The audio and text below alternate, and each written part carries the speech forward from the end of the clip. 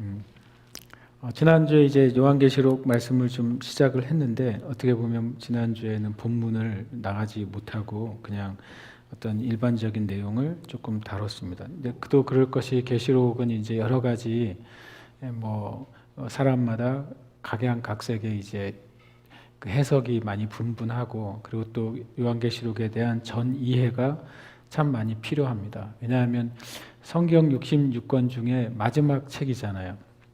성경 66권 중에 마지막 책이면 순서상으로도 실제로 마지막이고 그러면 성경 창세기부터 유다서까지 있었던 어떤 하나님의 계시와 말씀들과 뜻들이 총합이 되고 결론이 맺어지는 것이 요한계시록이라고 할 수 있잖아요. 그러니까 여러 가지 전 이해들이 좀 필요한 것이 계시록이 될 수밖에 없어요.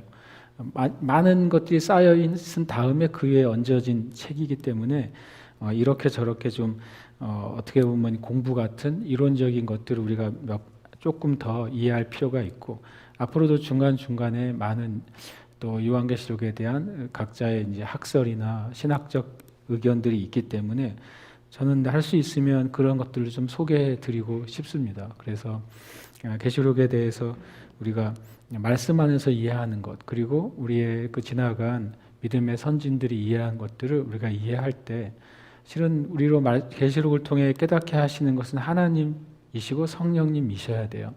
우리는 우리에게 주신 것들을 나누지만 정말 그 말씀이 나에게 영적인 그 지식이 되고 또 영적인 지혜가 되고 영적인 진리가 돼서 이 말씀이 나에게 그냥 지식이 쌓아지는 시간 아니면 이전에 몰랐던 어떤 신기한 내용들을 내가 알게 되는 시간 그거는 실은 어찌 보면 굉장히 지엽적이고 부분적인 영역이고 지난주에 말씀 나눴던 것처럼 모든 그 말씀의 목적은 우리를 구원에 이르게 하고 우리를 훈련시키고 능하게 만드는 게 목적이라고 말씀을 드렸어요. 계시록을 우리가 열심히 익혔는데 뭐 언제 주님이 오셔라든지 누가 적그리스도였어 이런 거는 알아도 몰라도 아무 의미가 없어요. 어쩌면 왜냐하면 말씀을 읽은 다음에 내 안에 예수 그리스도의 구원의 은혜가 더 성장하고 더 풍성하게 되면 요한계시록 잘 읽은 거죠. 그리고 내가 요한계시록 같이 함께 우리가 나눈 다음에 내가 이전보다 더 경건한 삶을 살 수 있게 되면 요한계시록 잘 읽은 거예요. 그리고 요한계시록 우리가 함께 읽고 공부하면서 내가 주님의 삶에 주님을 쫓아가는 삶에 더 준비되고 더 성령으로 충만하게 되고 능하게 된다면 그러면 요한계시록을 잘 읽은 거예요. 그런 목적 외에 다른 것을 우리가 성취하기를 원한다면 그것은 오히려 잘못 읽는 결과가 나오는 거죠. 우리의 삶 가운데 그런 은혜가 저는 있기를 간절히 기도합니다. 물론 저도 이제 계시록을 좀 더 잘 알기 위해서 노력을 할 거예요. 제가 집에 있는 그동안 이제 샀던 또 보기도 했던 계시록에 관계된 책들 그런 것을 봤더니 한 6, 7권이 되는 거죠. 그래서 그런 것을 제가 좀 더 찬찬히 보면서 제가 또 엇나간 메시지를 전하지 않고 그리고 무엇보다도 제가 기도하면서 하나님 말씀 안에서 우리가 함께 정말 하나님의 은혜 받을 수 있는 메시지가 되도록 여러분들 기도해 주시면 감사하겠습니다. 지난주에서 조금 요한계시록에 대한 이해를 조금 더 몇 가지 하고 이제 본문 초반을 좀 들어가는 시간을 오늘 가지려고 합니다. 지난주에 말씀드린 것처럼 저자 사도 요한이라는 사실은 뭐 특별히 다른 이견이 없고요. 연대는 이제 95년, 96년경으로 많이 보여집니다.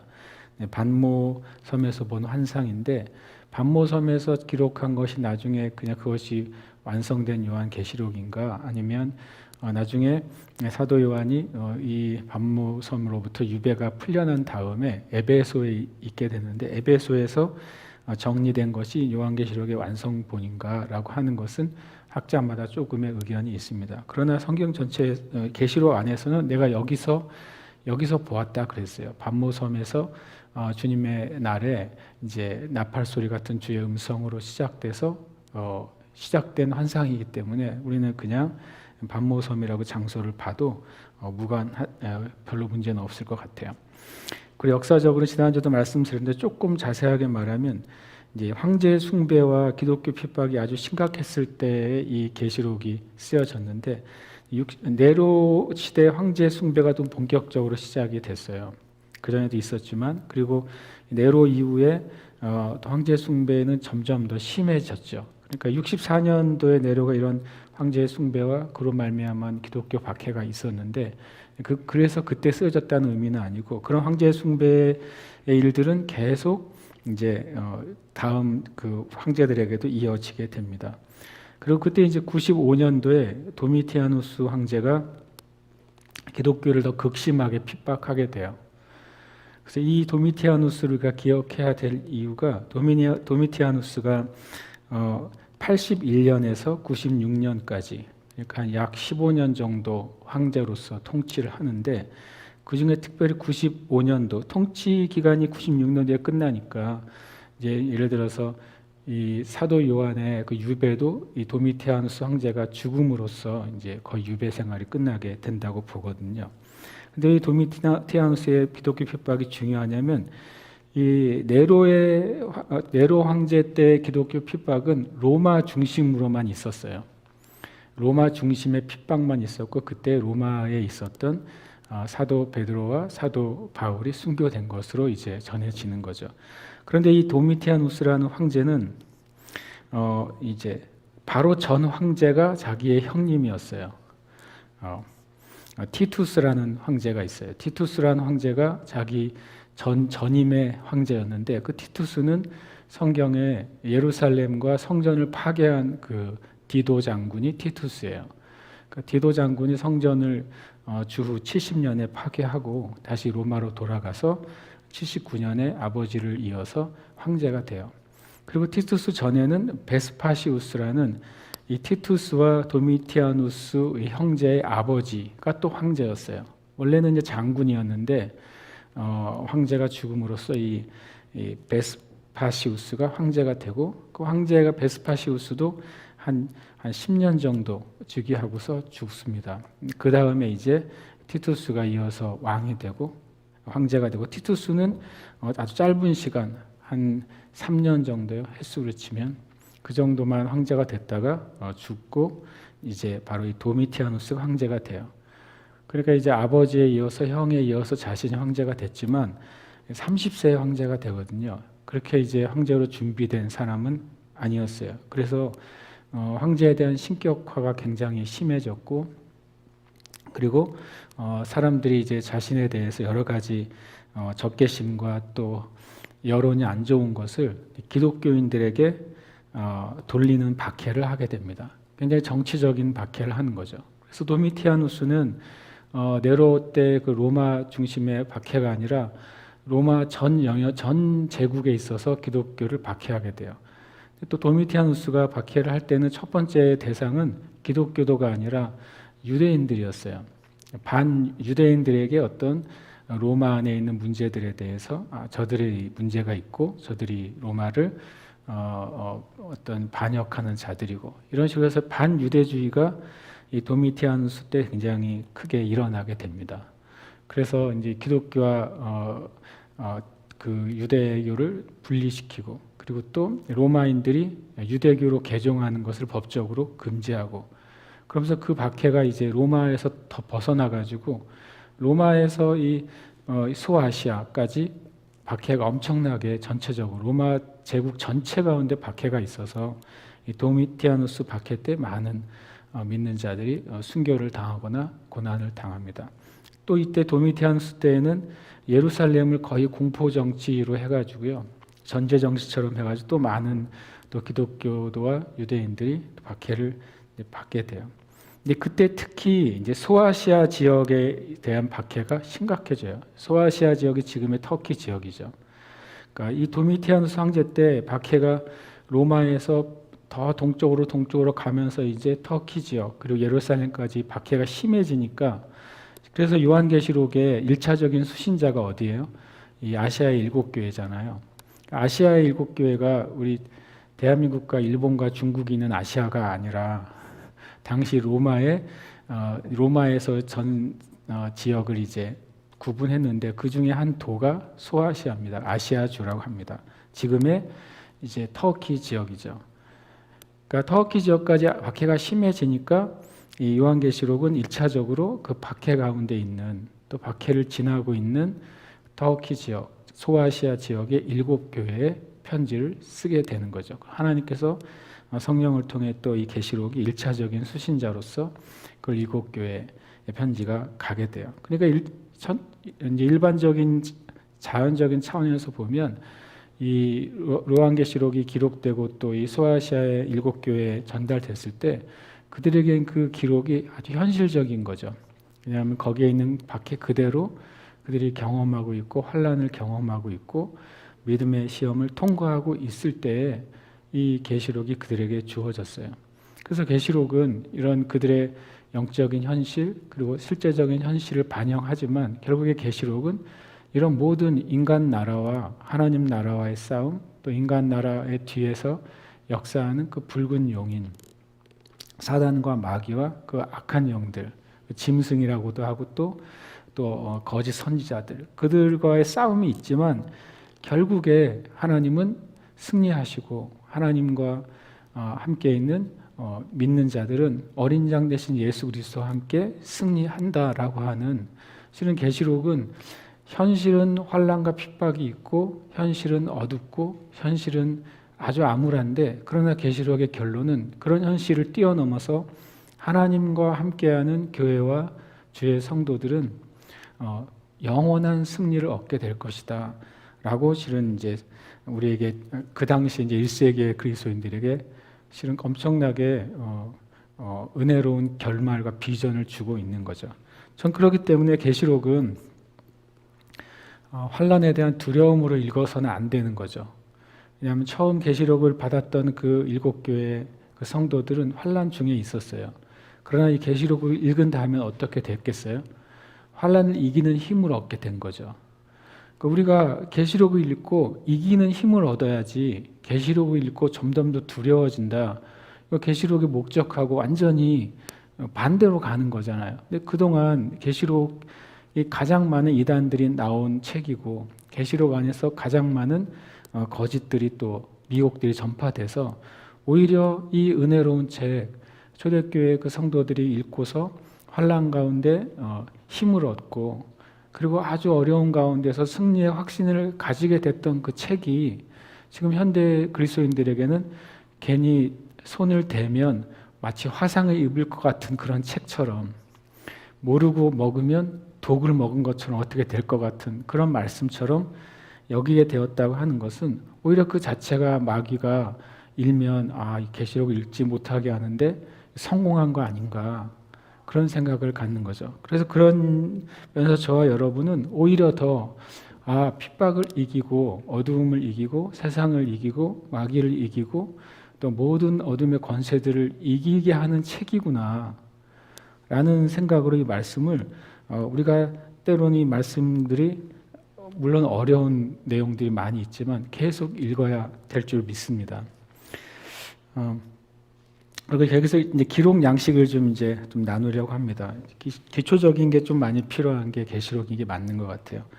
기록 양식이 세 가지로 이렇게 표현이 되어 있어요. 제가 앞으로 이제 계시록에서 뭔가 나누려고 할 때는 가능하면 성경에 있는 것을 가지고 나누고 싶어요. 신학적이거나 어떤 이론이 아니라 성경에서 기록 양식을 세 가지를 그냥 보여주고 있어요. 첫 번째 요한계시록은 계시예요.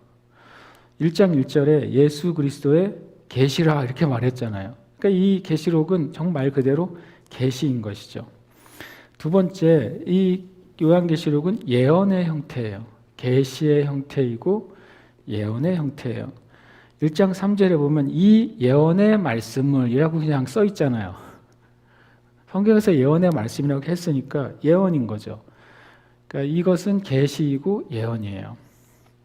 그리고 또 이 기록 양식은 편지예요. 요한은 아시아에 있는 7교회에 편지하노니 그랬잖아요. 요한계시록은 어떤 책이에요? 그 책의 성격이, 그러면 이것은 계시이고 예언이고 또 편지로 쓰여졌습니다 라고 우리가 성경을 근거로 얘기하면 되는 거예요. 뭐 어디 누가 어느 학자가 이렇게 말했다, 뭐 어떤 목사님이 이렇게 말했다, 그거 다 어떻게 보면은 성경 안에 없으면 그거는 사람의 이론이죠. 그러나 우리는 성경을 믿는 것이죠. 그러니까 성경에서 이것이 계시고 예언이고 편지라고 명확하게 말씀해주고 있어요. 그러다가 이제 이 말씀을 좀 보다 보니까 독특한 게 이제 요한계시록의 문체를 설명한 걸 제가 읽고서 전 오히려 이 설명을 읽다가 은혜를 받았어요. 거기 보니까 이렇게 돼 있더라고요. 문체가 재밌죠. 이 요한계시록은 헬라어로 쓰여졌는데 세련되지 않은 헬라어로 쓰여졌대요. 성경 연구할 때 이런 식의 표현이 은근히 없는데 실제로 이제 만약에 헬라어를 조예가 깊은 사람이 읽으면 요한계시록이 그렇게 고급지지 않다는 거예요, 문장이. 성경 중에서 신약 성경이 헬라어로 쓰여졌는데 그리스어로 쓰여졌죠. 그 중에 제일 고급진 문장을 가지고 있는 책이 뭐겠어요? 사도 바울이 쓴 서신들은 엄청 고급진 헬라어인 거예요. 그러니까 문학적으로나 뭐 논리적으로나 엄청 되게 고급진 것 같아요. 그런데 그거에 비하면 이 성경의 마지막을 장식하는 책이면 엄청 예를 들어서 수준이 엄청 높을 것 같잖아요. 만약에 이렇게 표현하면 좀 웃기지만 마태마가 누가 요한복음은 예수님의 이야기니까 마치 좀 심하게 말하면 뭐 초등학생들도 잘 읽고 들을 수 있는 이야기 같이 느껴지고 사도행전과 로마서는 중고등학교 수준의 그 이제 이해력이 필요할 것 같고 서신서들은 만약에 대학교 수준의 그런 글이야라고 한다면 딱 계시록은 대학원이 나오고 박사 정도는 돼야지 이해할 수 있는 책이 되지 않을까 이렇게 느껴진단 말이에요. 실제는 아닌데 실제는 더 심하게도 반대예요. 반대. 계시록이 제일 세련되지 않은 헬라어로 기록됐다고 학자들이 얘기해요. 그래서 저는 이것을 보면서 왜 그럴까 이렇게 살펴봤더니 왜냐하면 이 예수님 시대는 썼던 언어는 서로 말할 때 썼던 언어는 뭘까요? 썼던 언어는 아람어를 썼어요. 아람어. 예수님이 달리다 굼 이렇게 표현하시잖아요. 이런 거 다 아람어거든요. 그러니까 아람어는 구약의 히브리어의 약간 사촌뻘 돼요. 히브리어하고 비슷합니다. 아람어하고. 거의 문법이 비슷하지만 한 10% 정도 다르다고도 얘기하거든요. 당시에는 일상적인 용어는 아람어라는 언어로 일상생활을 했어요. 그러니까 이 사도 요한도 일상의 언어를 뭐로 썼겠어요? 아람어를 썼겠죠. 오히려 헬라어는 교육을 받은 사람들이 잘 읽고 쓸 수 있었어요. 헬라어를 교육을 잘 받은 사람은 누구였을까요? 사도 바울 같은 사람이요. 그리고 바나바 같은 사람. 그리고 성경의 아볼로 같은 사람. 이 사람들 정말 지식이 많은 사람들이거든요. 이 사람들은 지금으로 치면 대학원 이상 공부한 사람들, 학위를 받은 사람들이라고 볼 수 있어요. 그거에 비해 이 사도 요한은 뭐였죠? 직업이? 어부였잖아요. 진짜 어부였거든요. 세베대의 아들 야고보와 요한. 진짜 어부였어요. 그러니까 아주 제일 평범한 사람한테 하나님이 하늘의 계시를 주신 거예요. 제가 보기에. 그래서 이게 되게 은혜스럽더라고요. 만약에 이 계시록의 계시가 정말 천상의 계시인데 그러면 누구보다도 똑똑하고 누구보다도 교육을 많이 받고 누구보다도 경험이 많고 누구보다도 엄청 권위가 있는 사람에게 계시록이 주어졌을 법하잖아요. 근데 이 최고의 계시가 제일 평범한 갈릴리의 어부, 진짜 갈릴리의 어부 사도 요한에게 주어진 거예요. 그러니까 아람어를 쓰는 사도 요한이 헬라어로 계시록을 기록하니까 어떻게 됐어요? 서투른 거예요. 신기하게도. 그리고 성경의 계시는 이 요한이 환상 중에 지금 있는 영적인 일들과 앞으로 일들 보잖아요. 그런데 요한이 뒤에 보지만 눈으로 보는 것들은 다 일종의 우리가 보기에는 비주얼한 것들이잖아요. 비디오잖아요. 실제로 경험되는 비디오인데 그거를 글로 쓰려니까 자기가 이해하는 표현 또 우리가 이해하는 표현으로 옮겨 적어야 될 거 아니에요. 좀 웃긴 표현이지만 100년 전에 우리 대한민국에 살았던 사람이 100년 말고 조선시대에 살았던 사람이 혹시 계시가 열려가지고 지금 현대 만약에 고속 기차를 본다 그러 KTX를 본다면 뭐라고 표현할 것 같아요, 여러분? KTX라고 표현 못 하겠죠?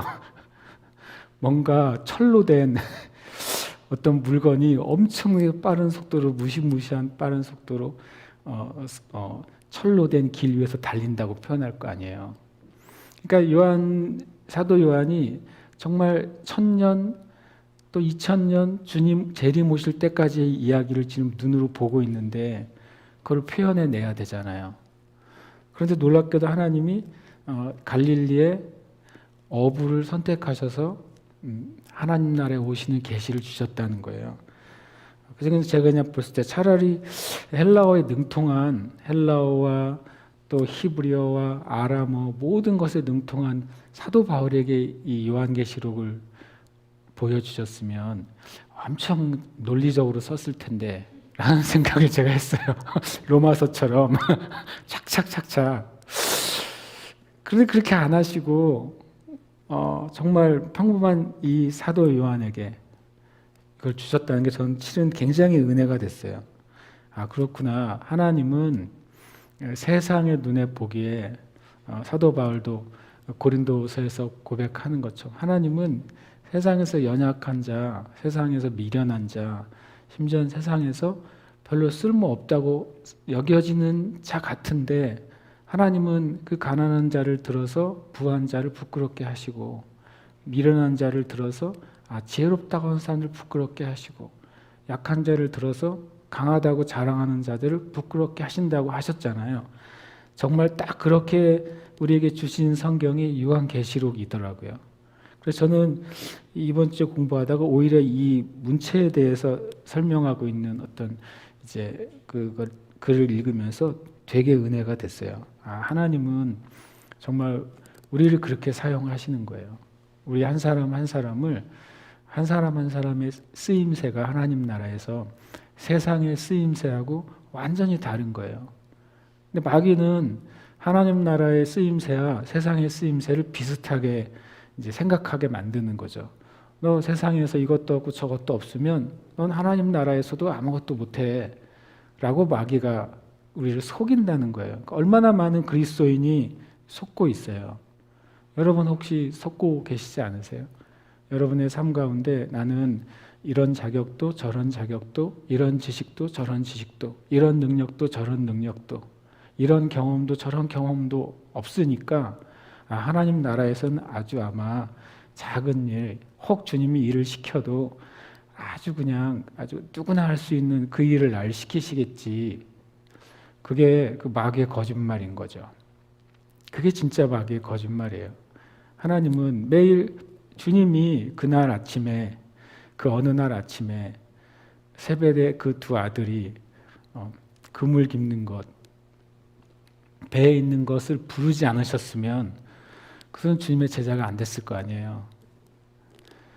그리고 이 사도 요한은 주님의 가장 가까운 데서 가장 어린 사도로서 주님의 말씀과 주님이 하시는 일들을 보고 들을 수 있는 놀라운 특권을 누렸는데 그리고 나서도 함께 사도로서 주님의 복음을 전했던 그런 이제 형님 사도들이죠. 형님 사도들은 한 사람 한 사람 순교하고 한 사람 한 사람 열방에 멀리까지 가서 순교한 소식을 듣는데 자신은 나이가 들도록 순교 당하지도 않고 그렇게 인생을 살아왔단 말이죠. 그런데 주님은 이 요한에게 아주 지극히 평범한 어부인 요한에게 요한 복음을 쓰게 하셨어요. 요한 복음이 제일 영적인 복음이라는 거 우리가 알죠. 또 요한 1서, 2서, 3서를 쓰게 하셨어요. 그리고 성경의 결론을 쓰게 하셨어요. 이게 저는 제일 큰 은혜가 되더라고요. 하나님은 우리 사랑하는 형제 자매님들을 요한처럼 이렇게 사용하실 수 있어요. 또 요한처럼 사용하시지 않으시면 어때요? 그렇죠? 우리가 주님의 때에 주님의 하나님 나라에서 내가 맡겨진 일에 충성되도록 부르셨을 때 우리가 그 일에 충성되면 돼요. 그럼 하나님 나라에서 그것이 귀하게 여김을 받을 거예요. 저도 그렇게 이렇게 살고 싶고 우리 교회도 그런 교회가 되었으면 좋겠고 함께 이 시간 말씀을 나누는 여러분도 그렇게 주님 앞에 쓰임 받으시길 축복합니다. 아까 기록 양식이 계시와 예언과 편지라고 했잖아요. 한번 그걸 좀 제가 그래도 말씀 공부니까 나누고 싶어요. 계시는 아포칼립시스라는 헬라어를 써요. 아포칼립시스가 뭐냐면 드러내다, 나타나는, 오는 이런 뜻이에요. 이것이 뭐냐면 보이지 않는데 그것을 보이게 만들어주는 거예요. 예를 들어서 어떤 물건이 하나 있는데 물건에 보자기로 싹 씌워져 있다고 생각해 보세요. 그럼 보자기로 물건이 씌워져 있을 때는 사람마다 이 사람은 이것 보고 이것 A라고 말할 수 있고 어떤 사람은 그거 보니 모양을 보니까 A가 아니라 B야 라고 말할 수도 있잖아요. 또 어떤 사람은 아니야 저거는 실제로는 C야 라고 말할 수도 있어요. 왜 그렇게 말할 수 있죠? 보자기로 씌워져 있으니까. 그게 이제 숨겨져 있는 거예요. 근데 그것을 누군가가 실제 여러분들이 A라고 말하고 B라고 말하고 C라고 말하지만 아니에요. 이거는 바로 이거예요. 그러면서 보자기를 싹 걷었을 때 사람들이 그 진짜 물건을 보면 깜짝 놀라지 않겠어요? 계시가 그거예요. 그동안 사람들이 이렇게도 생각하고 저렇게도 생각하고 다 자기 나름대로 생각했는데 실제가 무엇인지를 드러내주는 게 계시예요. 수건이 벗겨지는 거예요. 그래서 우리가 예수님을 만날 때에도 우리 눈에 있는 그 수건이 벗겨져야 정말 예수님을 예수님으로 볼 수 있는 거예요. 우리의 그 종교적인 그 수건이 벗겨지고 율법적인 수건이 벗겨지고 세상적인 가치와 기준의 수건이 내 안에서 벗겨져야 그래 예수님이 예수님으로 보인단 말이죠. 사도 바울이 예수님을 빛으로 만났을 때 그 눈에 그 비늘이 씌어졌고 그리고 나중에 아나니아의 기도를 받을 때 눈의 비늘이 벗겨지면서 자기가 그동안 하나님을 오해하고 말씀을 오해하고 예수 그리스도를 오해했던 그 비늘이 상징적으로 벗겨지는 것을 주님이 경험하게 하신단 말이에요. 그러니까 이것이 계시가 열린 것이죠. 본질을 보게 되는 게 계시예요. 알고 보면요. 그리고 그것은 나타나는 거예요. 내가 노력해가지고 그거를 깨닫는 게 아니에요. 계시는. 그것이 나타나야 돼요. 나에게. 그리고 그것은 오는 거예요. 계시는. 내가 공부하고 노력하고 막 탐구해야 해서 그것을 깨닫는 게 아니라 하나님으로부터 나에게 오는 게 계시예요. 그러니까 계시를 받기에 딱 좋은 사람이 요한인 거예요. 공부도 안 해봤고 어떤 세상 도시에서도 살아보지도 않았고 갈릴리는 예루살렘으로 기준으로 보면 완전히 촌구석이거든요. 거기에서 그 평생 원래 그 업으로 살아가야 될 그 사람에게 하나님의 비밀이 드러나고 숨겨진 것이 나타나고 하늘의 것이 오게 된 거예요. 참 이 계시 자체가 은혜롭죠. 그리고 두 번째는 예언이라고 그랬어요. 계시록은요.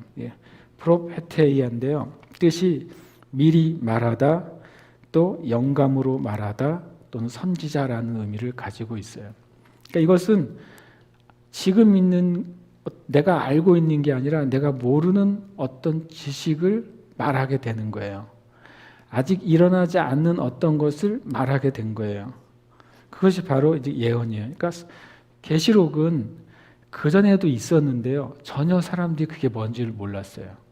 하나님이 말씀하셨는데 전혀 그게 뭔지를 몰랐어요. 놀랍게도요. 계시록의 많은 내용들이 구약에 있는 내용들이에요. 다니엘이나 스가랴나 또 많은 구약에 있는 내용들이 계시록에 들어가 있어요. 계시록의 그 과거의 것들을 드러내주고 진짜 하나님의 목적이 무엇인지를 보여주잖아요. 그것이 계시죠. 또 하나는 거기서 끝나지 않고 앞으로 일어날 일들, 그것을 성령으로서 말해주는 것이 바로 계시예요. 예언이에요. 그러니까 기록 양식을 보면 과거에 있던 것 또는 숨겨졌던 것이 드러나는구나. 계시록에서는. 두 번째로는 앞으로 우리가 알지 못하는 것들을 미리 말씀해주고 계시구나라고 하는 거죠.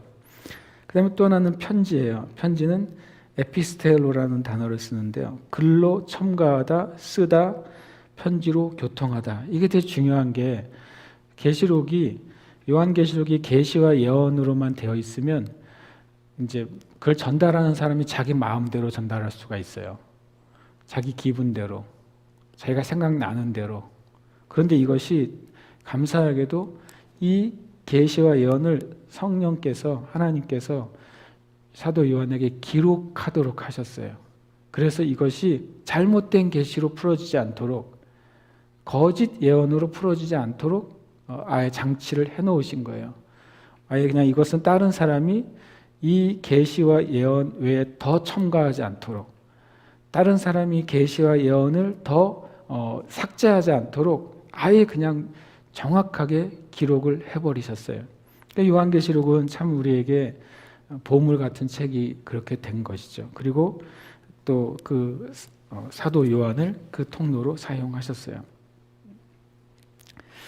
참 저와 여러분이 계시록을 읽을 때 우리는 뭐가 열릴까요? 계시가 열리겠죠. 계시록을 읽을 때 또 뭐가 열릴까요? 예언이 열리겠죠. 아멘이십니까? 또 계시록을 읽을 때 뭐가 열릴까요? 우리 가운데 지식이 열릴 거예요. 편지로 쓰여진 그 말씀의 지식, 깨닫는 것이 열려지게 될 줄 믿습니다. 아멘. 또 요한계시록이 성경의 맨 마지막 책이잖아요. 그래서 성경 66권을 정경이라고 하잖아요.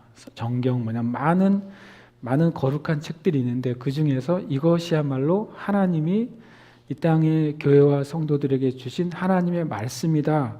하나님의 말씀을 정경이라고 한단 말이죠. 근데 요한계시록은 언제 정경으로서 인정을 받았는가? 그러니까 왜냐하면 처음부터 26권이 한꺼번에 있지 않았잖아요. 그것들이 따로따로 있던 것들이 모아졌는데 그럼 계시록은 언제 이건 정말 하나님의 말씀이란 걸 우리가 확증합니다. 그것을 언제 하나인지 그걸 알 필요가 좀 있을 것 같아요. 정경으로서 확정이 된 것. 정경이 된 게 아니라 원래 하나님의 말씀이었는데 교회 안에서 이것은 정말 변개할 수 없는 주님의 정경입니다라고 인정하게 된 것은 이제 2번 있어요. 신기하게. 왜 그러냐면 동서교회가 이제 초대교회 이후에 이 교회가 로마를 중심으로 분열을 하게 돼요. 1054년 7월 17일 날. 이때 분열을 한 다음에 우리가 뭐라고 부르기 시작하냐면 동서교회가 분열을 하는데 정치적인 시한 이유 때문에 분열을 하거든요. 서로 파문을 해요. 동쪽 교회는 서쪽 교황을 파문하고 서쪽 교회는 동쪽 교황을 파문하고 그래가지고 쫙 갈라지거든요. 근데 그때가 이제 1054년 7월 17일인데 그때 서쪽 교회를 로마 카톨릭이라고 그래요. 지금.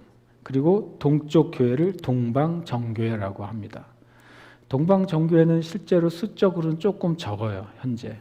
러시아의 동방 정교회가 많이 있고요. 그 다음에 스탄 나라들 같은데 동방 정교회가 좀 남아 있고요. 또 이제 이집트의 동방 정교회 형태인 콥틱 교회가 남아 있어요. 그러니까 이제 그래서 그 다음부터 동방교회, 서방교회 이런 표현을 쓰게 된 거죠. 지금 우리 이 땅에 있는 장로교, 감리교, 침례교, 성결교 이런 교단은 어느 교단일까요? 대부분 서방교회, 로마 카톨릭 교회 쪽 방향에서 이제 세워진 교회들이라고 볼 수 있어요. 서방교회, 로마 카톨릭 교회는 397년에 회의가 있었어요. 제3차 카르타고 회의에서 서방교회는 397년에 요한계시록은 진정한 사도의 글, 진정한 하나님의 말씀이다라고 채택을 했어요. 그런 반면 동방교회는 한참 걸렸어요. 동방교회는 680년에 제3차 콘스탄티노플령스 회의가 있었는데요. 주교들의 회의가. 그때 이제 요한계시록이 정경으로서 확정이 돼요. 굉장히 오래 걸렸죠. 그렇죠. 쓰여진 건 96년 정도인데 그리고 그것이 주님의 계시가 맞는데도 불구하고 우리 인간이라는 것들이 주님의 말씀을 100% 이렇게 받아들이는데 이렇게 시간이 오래 걸려요. 제가 이걸 보면서 이건 역사 가운데 일어난 그냥 사건들인데 그래서 제가 이런 묵상을 하게 됐어요. 야, 이 계시와 이 예언과 이 편지는 영원하신 하나님으로부터 왔고 그것이 주님의 사도를 통해 우리에게 주셨잖아요. 근데 사람의 마음이 얼마나 미련하면 이 서방교회는 이 계시록이 쓰여진 뒤에 300년 뒤에 이것을 100% 받아들이고 동방교회는 이것이 쓰여진 300년이 뭡니다. 거의 600년이 됐을 때 이것을 받아들였다. 이게 저한테 무슨 묵상이 되냐면 야, 하나님의 말씀은 우리에게 영원 전부터 우리에게 주어진 말씀인데 정말로 이 말씀이 내가 100% 예스, 100% 아멘 하게 되는 게 쉽지 않구나. 우리가 우리의 마음이 얼마나 어두우면 진리의 말씀을 내가 100% 이것은 하나님의 말씀입니다로 받아들이는 것이 은혜로구나. 여러분 만약에 여러분 마음 안에 이 성경 전체가 난 성경 창세기 1장부터 계시록 22장까지 정말 100% 하나님의 말씀인 걸 믿습니다. 그럼 여러분 진짜 은혜를 받은 거예요. 귀한 은혜를요. 이때 사람들이 엄청 열심히 주님을 위해 살았는데도 이런 회의를 거쳐서요 우리가 확증을 했다라고 역사의 기록을 하고 있으니 참 그런 생각을 갖게 돼요. 저 여러분이 모든 말씀이 살아계신 하나님이 우리는 말씀인 것을 믿습니다. 그래서 때로는 이 모든 말씀을 내가 아직은 이해하지 못하더라도 그것이 주님의 말씀이라는 것을 우리는 믿습니다. 그리고 한 가지 더 말씀을 드리면 계시록의 해석 방법이 있어요. 이게 이제 실은 의외로 계시록을 읽을 때 또 계시록에서 궁금한 대부분은 이 해석 방법 때문인 것 같아요.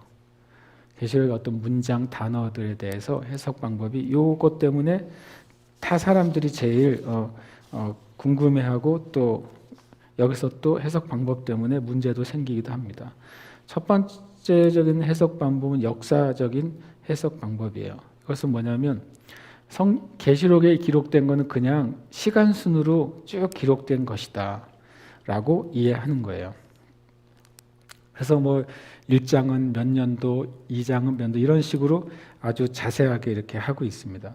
대부분 이제 1장에서 3장은 역사적 해석 방법을 하시는 분들은 1세기의 교회라고 대부분 해석을 하고 또 4장에서 19장 정도까지 그 정도까지는 뭐 역사 제대로 뭐 교부 시대, 중세 시대, 종교 개혁 시대, 현대 교회 이렇게 쭉 흘러오는 것이다라고 해석하고 그 마지막에 천년 왕국이 있고 재림과 부활이 있다.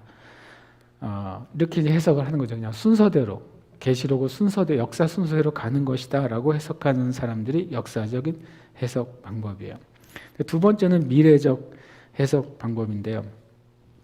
예를 들어서 7교회가 있잖아요. 에서, 버두, 사빌라 7교회. 7교회는 미래적으로 있는 이 땅에 있는 교회들의 7세대를 의미한다. 그래서 우리가 지금 라오디게아 세대에 있는 교회다. 많이 말씀을 누가 전할 때 21세기는 라오디게아 교회 세대입니다. 라고 누가 설교를 하면 그분은 미래적인 해석 방법을 취하고 있는 거예요. 에베소 교회는 초대교회. 에베소 교회는 초대교회라고 생각해요. 이분들은요.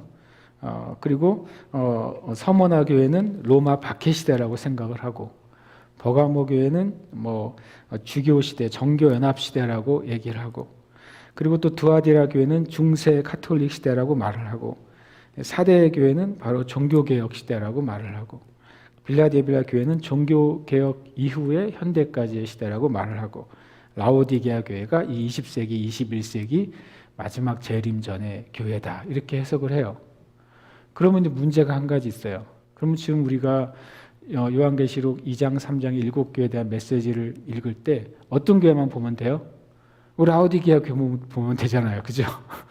만약에 이게 이 미래주의 관점으로 이 에베소 교회는 이미 지나가 버렸어. 옛날 일이잖아요.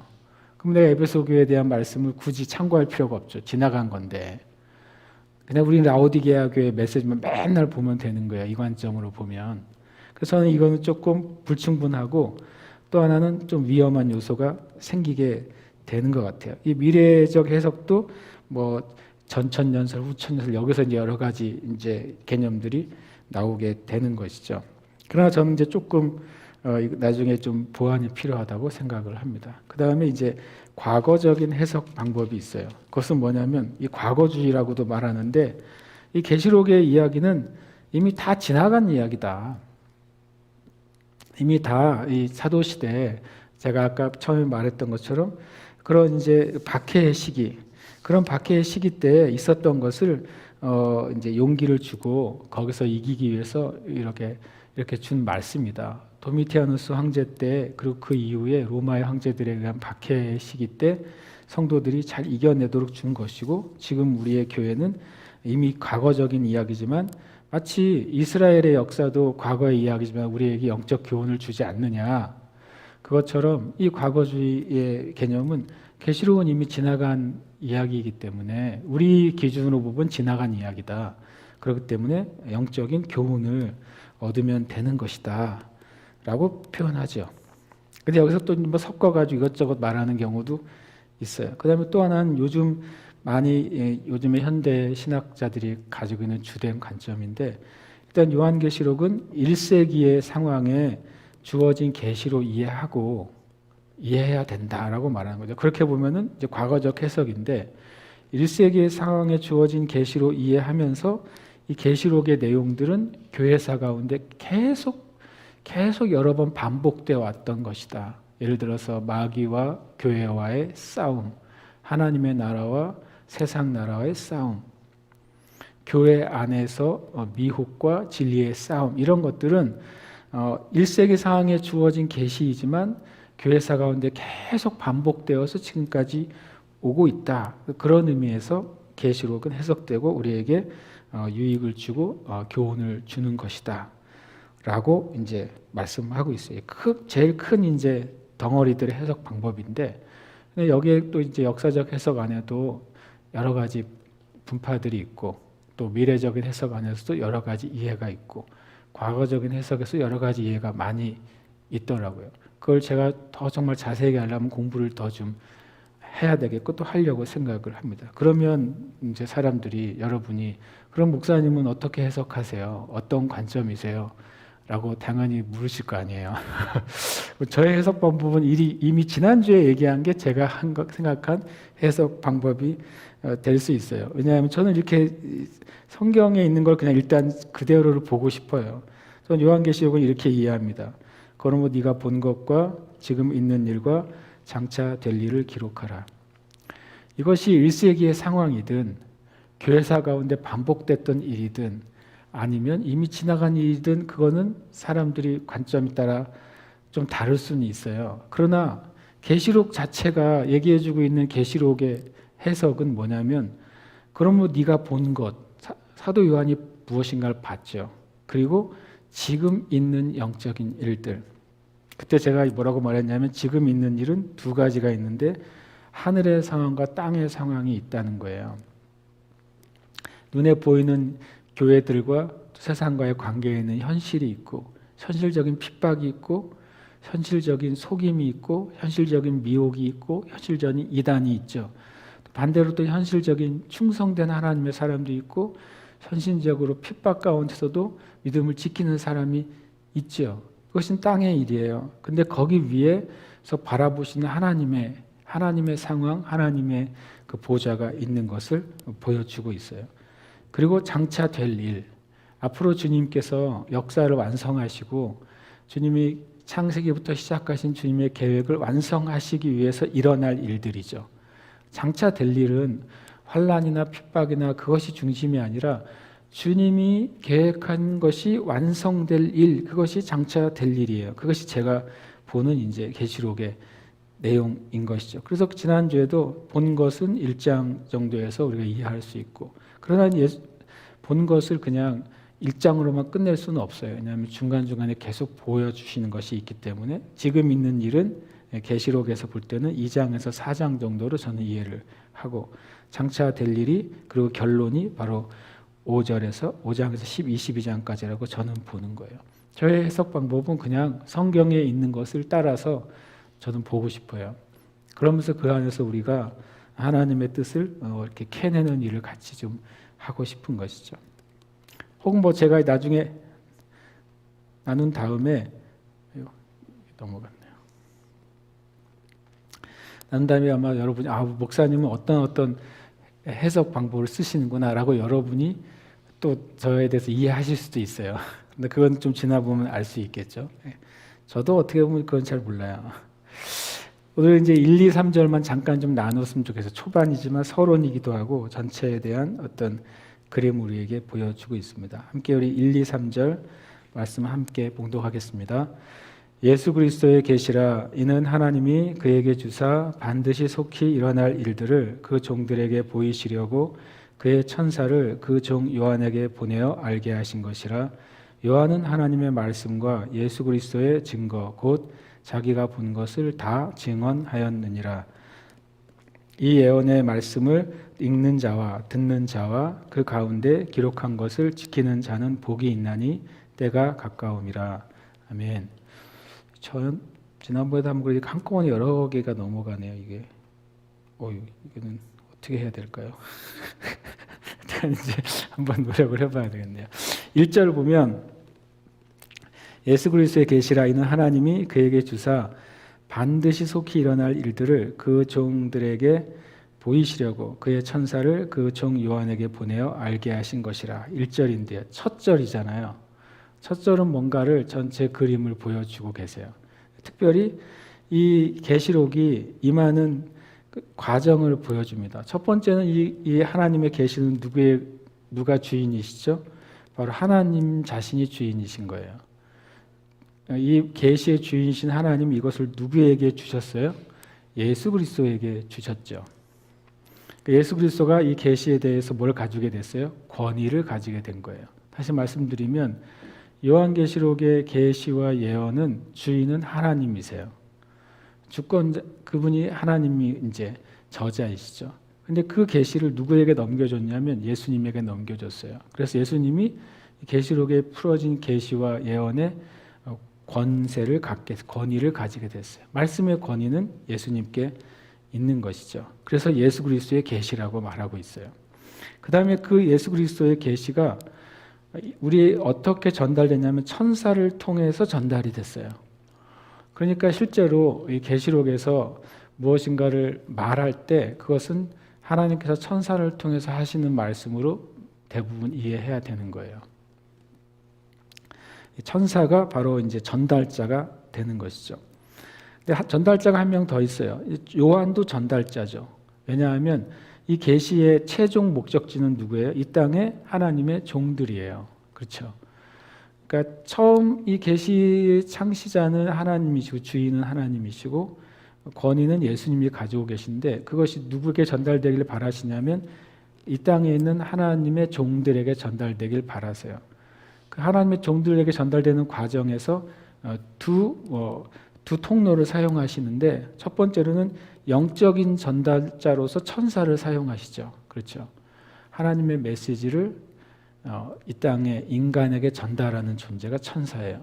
그러면 누구예요? 요한은 인간 전달자죠. 굳이 표현하면 천사는 영적인 전달자고 요한은 성령에 감동된 인간 전달자예요. 제가 노란색으로 해놓은 것은 완전히 하늘의 영역에 있는 거예요. 하늘의 영역에 있는 그 계시와 예언이 하늘과 땅을 연결해주는 천사, 하늘과 땅을 연결해주는 천사에 의해서 이 땅 가운데 그 메시지가 떨어지게 되죠. 그러면 이 땅에 있는 요한이라는 성령에 감동된 전달자 그 메시지를 받게 돼요. 그리고 그것을 누구에게 전달하죠? 이 땅에 있는 하나님의 종들, 교회들, 성도들에게 전달하게 돼요. 그래서 퀴즈를 하나 낼게요. 이 하나님의 이 계시와 예언이 만약에 잘못 전달되는 일이 생기려면 어디서 문제가 일어나야 될까요? 일단 하늘의 영역에서 문제가 없겠죠. 그죠? 그다음에 천사의 영역에서도 문제가 없을 거예요. 왜냐하면 하나님께서 그 천사에게 메시지를 주실 때 그 천사의 메시지가 요한에게 100% 전달될 수 있도록 하셨기 때문에. 그럼 그 다음에 이제 요한에서 종들에게 갈 때 문제가 생길까요? 생길 수가 있죠. 요한은 바로 보고 바로 기록하고 바로 말하는데 만약에 이 땅의 종들이 이 땅에 있는 교회와 종들이 준비되지 않았을 때 그 메시지를 100% 이해를 못할 수도 있고 또 자기의 기준으로 꼬아서 메시지를 들을 수도 있어요. 그러니까 이제 요한과 종들 사이에 이 고리가 되게 연약할 수 있어요. 그럼 마귀는 어느 사이에서 이 계시와 예언을 회방하려고 할까요? 하나님이 예수님에게 줄 때 회방할 수 있을까요? 그건 말도 안 되죠. 그랬다간 정말 뼈도 못 추리겠죠, 마귀가. 예수님께서 천사에게 이 메시지를 줄 때 회방할 수 있을까요? 그건 하늘의 영역이니까 없습니다. 천사에서 요한에게 올 때 회방할 수 있을까요? 회방하려고 했을 거예요. 왜냐하면 다니엘에게도 하나님의 계시가 임할 때 이 마귀가 회방하려고 했으니까요. 요한에게도 회방하려고 했을지도 몰라요. 그러나 요한계시록에는 그 마귀의 회방이 기록이 되어 있지 않아요. 그래서 실패했다는 것이죠. 마귀가 할 수 없었다는 거예요. 요한에게 하나님의 말씀이 전달되는 것을 마귀 회방할 수 없었어요. 그럼 마귀 편에서는 계시록의 메시지가 이 땅의 교회에 풀어지고 계시록을 읽고 듣고 지키는 자들이 많아지고 그래서 이것을 통해 하나님의 복이 임하기 시작하면 제일 손해를 보는 자는 누구예요? 바로 마귀죠. 마귀는 마지막까지 이 계시와 예언이 이 말씀이 바로 전달되지 못하게 엄청나게 애를 썼을 것이고 쓰고 있을 거예요. 그럼 고리는 뭐예요? 바로 요한에서 종들이죠. 쉽게 말하면 이 계시록의 말씀은 요한에서 온전히 기록됐어요. 이 땅에 있는 종들이 누구예요? 이 성경상에서 7교회들이죠. 그러나 지금은 또 말씀을 받는 저와 여러분인 거예요. 마귀가 이 놀라운 계시와 예언을 회방하려고 한다면 바로 이것이죠. 이 말씀 우리가 읽을 때, 이 말씀을 우리가 들을 때, 이 말씀대로 내가 살려고 할 때 마귀가 회방하는 거예요. 이단이 어디서 나오겠어요? 바로 그 고리에서 나오는 거예요. 그래서 우리는 정말 말씀을 말씀대로 읽기 위해서 영적으로 깨어있도록 기도하면서 이 계시록을 읽어야 하나님으로부터 온 그 놀라운 계시, 하나님의 모든 목적이 성취되는 계시가 바로 우리에게 정말 은혜롭게 임하게 될 거예요. 그래서 여러분이 기도하면서 계시록을 정말 봐야 돼요.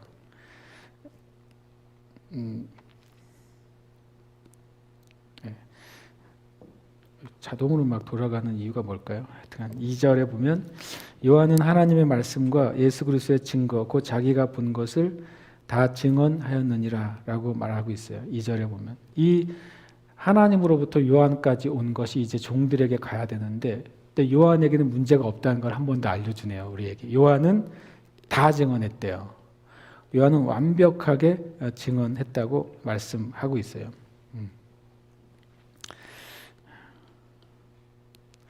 그러니까 이제 이 말씀은 우리에게 100% 명확하게 증언이 된 거죠. 근데 계시록의 메시지는 두 가지라고 2절엔 얘기하고 있어요. 하나는 요한은 하나님의 말씀과 예수 그리스도의 증거, 곧 예수 그리스도의 증거는 뭐예요? 자기가 본 것이라고 말했어요.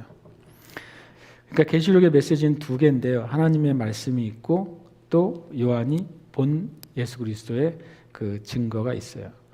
그러니까 밑에 있는 본 것이지만 하나님의 말씀은 뭐예요? 들은 것이 된 것이죠. 그러니까 계시록에는 두 종류의 메시지가 있는 거예요. 요한이 귀로 들은 하나님의 메시지가 있고 눈으로 본 하나님의 메시지가 있어요. 어떨 때는 귀로 들은 것이 눈으로 보여주는 걸 통해서 이해시키실 때가 있어요. 어떨 때는 먼저 보여주시고 그 보여주신 것이 무슨 뜻인지 귀로 들려주실 때가 있어요. 두 방향이 가능한 거죠. 그럼 여러분과 저도 기도 생활하고 또 말씀 생활을 할 때 어떤 사람에게는 기도할 때 먼저 보여주시는 분이 있어요. 기도하면 주님이 어떤 느낌을 주시기도 하고 어떤 그림을 주시기도 하고 이런 꿈을 주시기도 할 수 있잖아요. 그럼 그때 그걸로 끝내면 되느냐 안 되느냐? 안 되는 거죠. 왜냐하면 이 사도 요한도 어떤 것은 먼저 봤는데 무슨 뜻인지 몰라요. 그래서 그 뜻을 물으니까 그 뜻을 들려주세요. 어떤 거는 선포된 메시지가 나한테 들려졌어요. 그런데 그게 뭔지를 이해하지 못할 때 주님이 요한의 눈을 열어서 그것 장면을 보여주시는 거예요.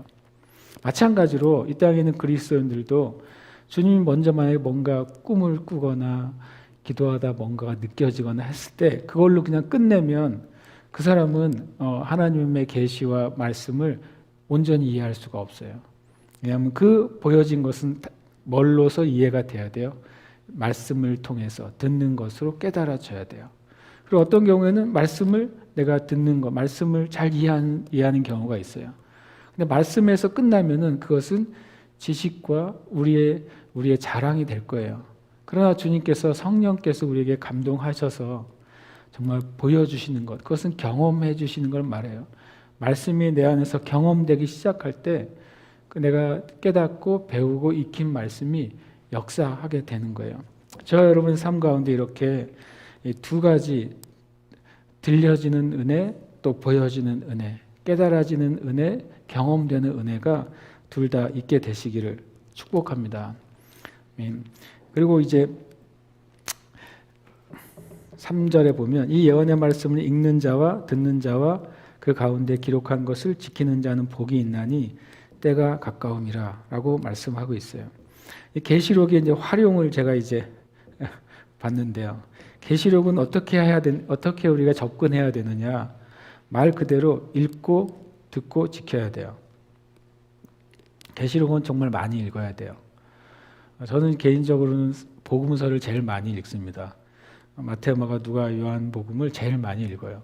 왜냐하면 주님의 말씀이신 주님의 말씀이 제일 많이 나와 있으니까 복음서를 제일 많이 읽고 그 복음서를 기준으로 또 구약에 있는 메시지들을 더 깨닫게 되고 신약의 다른 메시지를 깨닫게 되는데 계시록 읽다 보니까 계시록을 좀 더 많이 읽어야 되겠다는 생각을 좀 갖게 됐어요. 이 계시록의 말씀을 우리 첫 번째로 읽어야 돼요. 그리고 말씀을 들어야 돼요. 물론 제가 계시록을 여러분과 수요일 날 나눌 때 제가 100% 계시록의 모든 것을 다 풀지는 못할 거예요. 그러나 또 주님께서 필요한 영역은 우리가 풀도록 은혜를 베풀어 주실 거예요. 그럼 여러분을 말씀을 계시록을 읽으시고 또 읽은 다음에 제 설교를 들어야 그 말씀이 정말 그러한가 아닌가 분별이 되겠죠. 여러분이 말씀을 읽지 않고 이 시간에 그냥 목사님이 오랜만에 계시록을 얘기하시니까 잘 들어봐야지.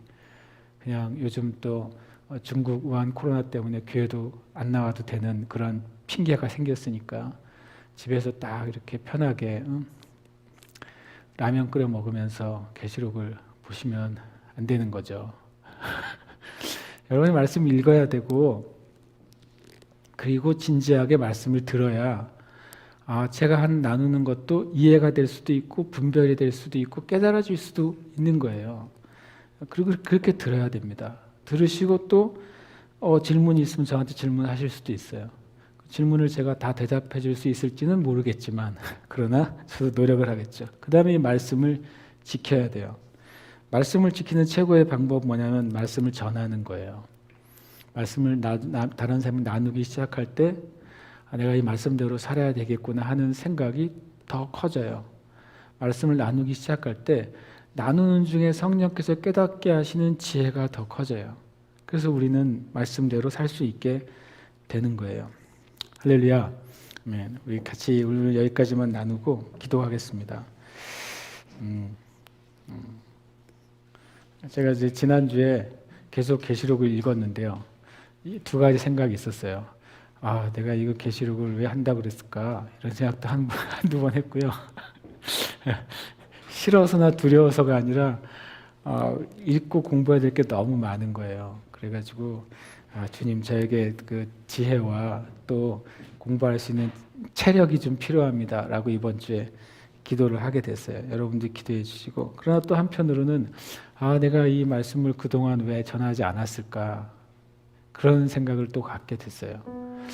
제가 이제 제주에 온 지가 이제 16년째 되고 그리고 제가 전도사부터 시작해서 이제 설교를 한 걸 생각하면 99년부터라고 생각하면 벌써 이제 22년째인데 그런데 내가 이 계시록을 한 번도 왜 안 했을까? 진작에 그렇게 안 했을까? 이런 두 가지의 반응이 제 안에 있더라고요. 그러나 주님이 좋은 때에 또 계시록의 말씀을 저도 읽고 듣고 또 전할 수 있는 기회를 주신 것을 너무나도 감사해요.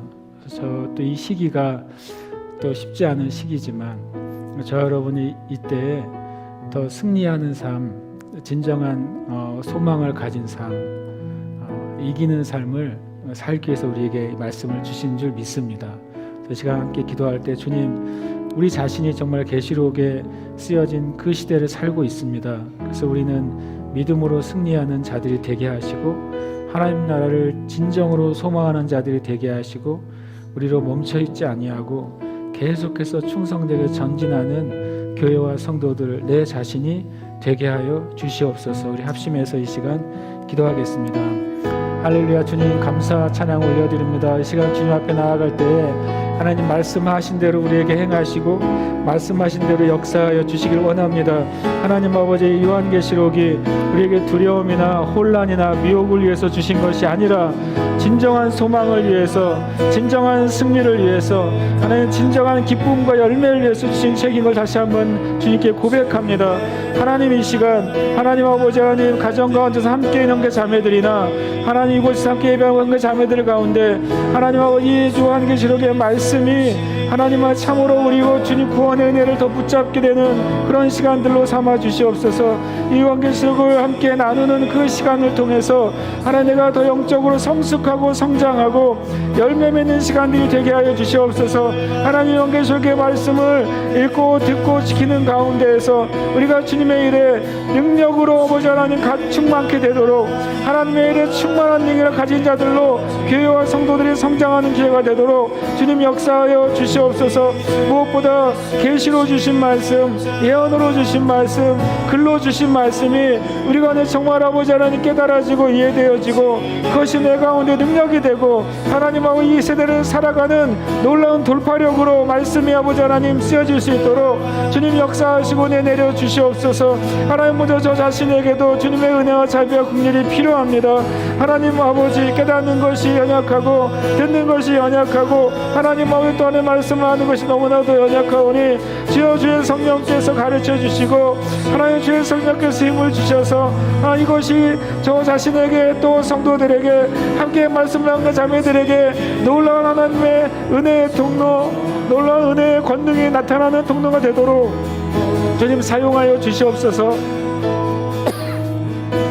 아멘. 아멘. 주님을 찬양합니다.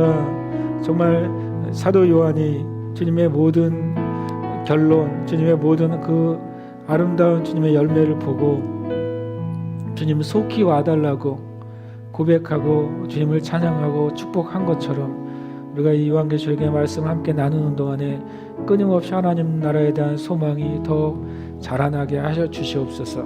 그리고 주님께서 말씀하신 놀라운 축복과 은혜와 권능이 임하는 시간이 되게 해 주시옵소서. 혹 환난 가운데, 고난 가운데, 또 믿음의 시험과 시련 가운데 있는 형제 자매들이 이 계시록의 말씀을 함께 나누는 것을 통해 그 모든 것을 뛰어넘고 파하고 그것을 뛰어넘어서 역사되는 그런 믿음으로 자라나고 열매 맺는 시간들 되게 하여 주시옵소서. 모든 것을 주님께 감사드리고 영광 올려드립니다. 살아계신 예수 그리스도의 이름으로 기도합니다. 아멘.